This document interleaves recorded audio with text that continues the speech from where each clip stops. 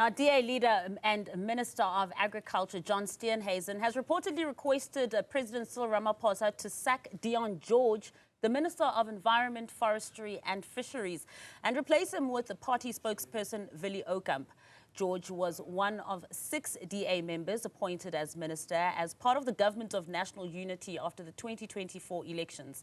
Now, for more, we are joined by Professor Mazwe Majola, who is a leadership and governance expert at the Wits Business School. Prof, a very good evening to you. Thank you so much for joining us. And as usual, never a dull moment when it comes to politics in South Africa. What do you make of this report, if it should be true, that, DA leader John Steenhuisen has requested this meeting with the President Ramaphosa to kind of have a bit of a reshuffle in the cabinet?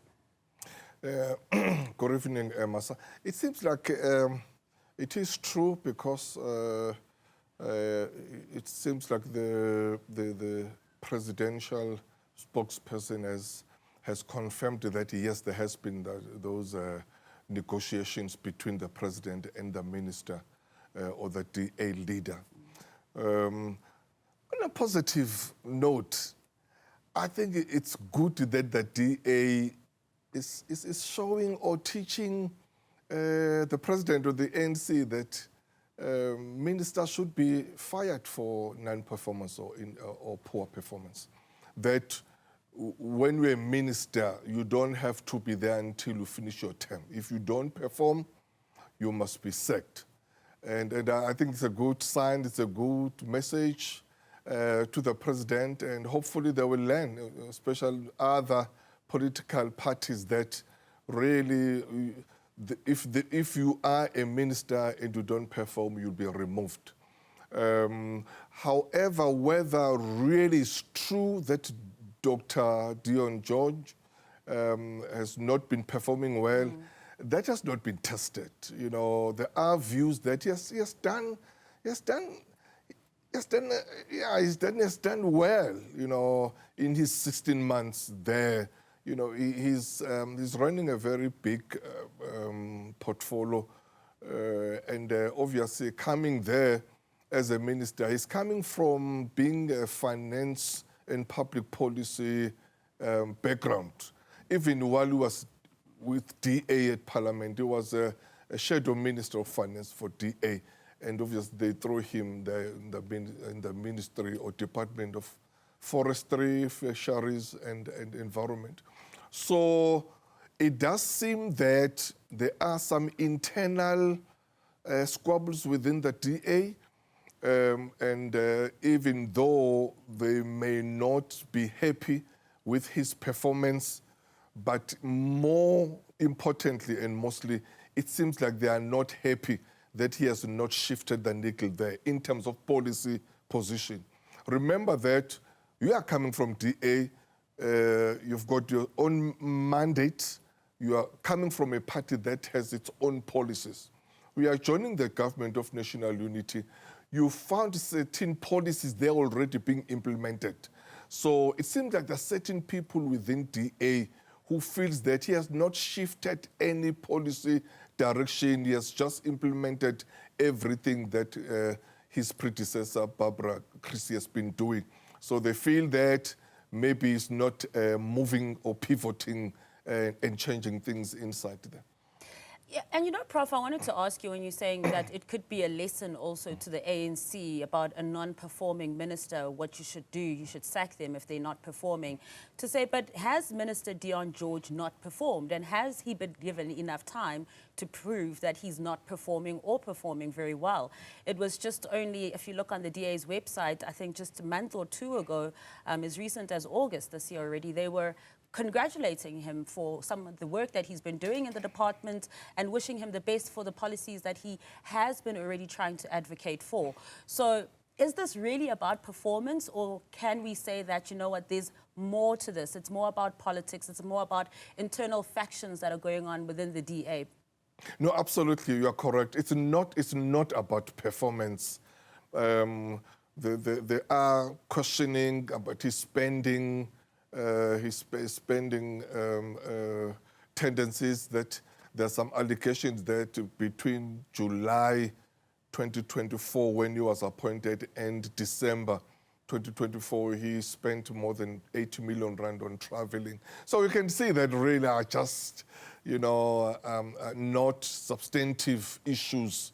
But it seems like there are things happening inside DA. There are some factionalism that are taking place there. And they want to remove him and replace him with Willie Aucamp. So it's a DA internal issues, really.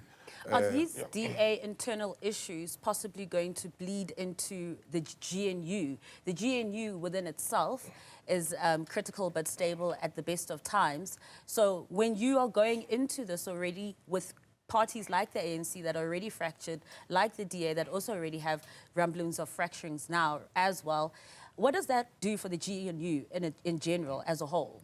No, I think the GNU is strong. Obviously, the DA as a party and as a member of GNU does have a right to replace and to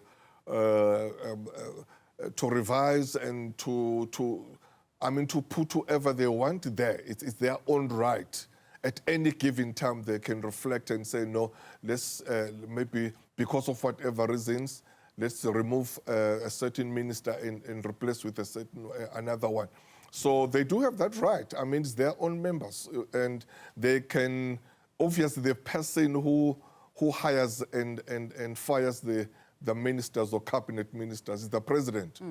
But within the GNU spirit and agreement is the party that will present a certain member or candidate and say, would like to present this one to be the one. And then the president will look at that candidate and you have to, just appoint that person. The question is that given Ramaphosa's, delaying decision-making, it will take how long for him to reshuffle or to do this. It may be a good and opportune time for the president even to reshuffle the whole cabinet and say, okay, the DA has started, so instead of just removing one cabinet minister, why don't I also look into other departments as well, other ministries as well? And maybe you can just say, instead of just dealing with one, maybe even because within ANC as well, there are so many cabinet ministers that are not performing there. That's why I'm saying maybe this will be an opportune time for the president to say, because of DA started, let me then do and revise and see who else I can remove or moved around, even from the African National Congress. Because, it has been over a year now since the GNU was established, so it was an opportune time. And what do you make of the DA's recommendation for MP Alex Abrahams to be appointed as the Deputy Minister of the Department of Trade and Industry? We're talking about, you're mentioning now how the president has a tendency sometimes to delay these things and wants to consult.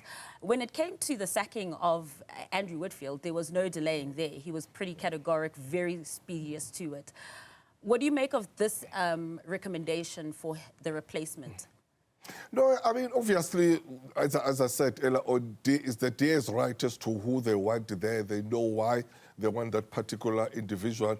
But there's been a vacant there since June. So, now it's about 4 months now, over 4 months, that vacant has not been filled.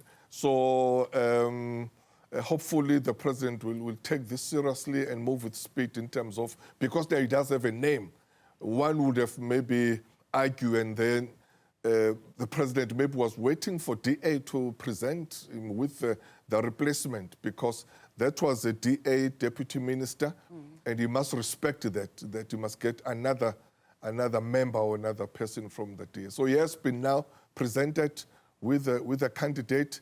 He must implement it.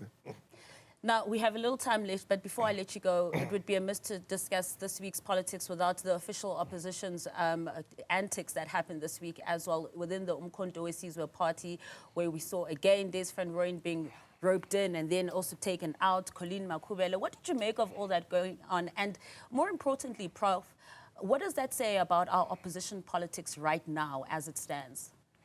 Yeah, well, we don't have a very strong opposition right now as things stand in Parliament, and understandably so, because the official opposition party is MKP. It's their first time being there. Yes, they celebrated their win and their majority, but I think they've learned that it's one thing to win, but it's one thing then to be there and to work. So what is happening there, it's not right. Since the DA has joined the GNU, you can see that we've really lost a good opposition views there and opposition tone. So I hope MKP will regroup and understand that they are filling a very important role there. With what is happening within MKP, it's very unfortunate, because you do need an organization or party that is stable. Stability, consistency, trust is very important. You can see within MKP, there's a lot of suspicion and apprehension and distrust as how they do things, because you wonder why. Of course, maybe he had a very good reasons why Dr. John Hlophe would fire or replace Colleen with Van Rooyen without any consultation. You know, you'll expect that, even though maybe he's a leader, who's their leader, parliamentary leader, but to do such a big replacement, talking about the chief whip of parliament. So you would have maybe expected that you would have consulted the National Assembly. And what made things worse is that Jacob Zuma was away. So he comes back and says, this is what has happened. What if next time I'm going away and I come back, my party is totally taken away. So you can see that even Jacob Zuma himself is very watchful. You know, it's someone that is like, what if this happened? What is going to happen? There's very a lot of distrust. It's very suspicious. A lot of distrust with it, MKP. It's very, very important for the party to understand that the people who will destroy MKP is MKP itself. Sure. Those are some serious, profound parting words for us to end this interview with. Thank you so much for coming into studio. Always a pleasure to get your insights, Prof. That, of course, was Professor Mazwe Majola.